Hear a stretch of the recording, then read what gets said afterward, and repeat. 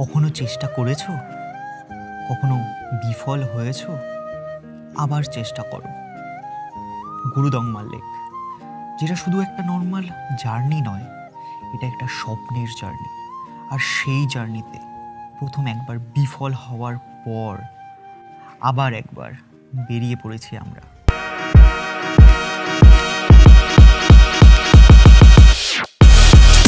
তো একটু আগে আমরা যে চেকপোস্টটা ক্রস করলাম, মানে 15,000 ফিট ওপরে, ওই চেকপোস্টটা ক্রস করার পর প্রায় 15 কিলোমিটার পর আসবে হচ্ছে গুরদংমা লেক। ওকে, আর তোমরা দেখতে পাচ্ছ, ও ভাই সাহাব, পুরো একদম সাদা ভ্যালি পুরো। এরপরে আই থিঙ্ক এই যে পাহাড়টা তোমরা দেখতে পাচ্ছ, এই পাহাড়টার পেছনেই আছে গুরদংমা লেক।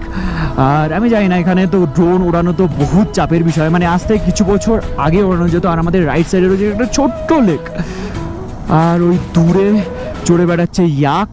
এই যে ছোট ছোট দেখতে পাচ্ছ, আই থিঙ্ক তোমরা, ইয়াক ঘুরে বেড়াচ্ছে।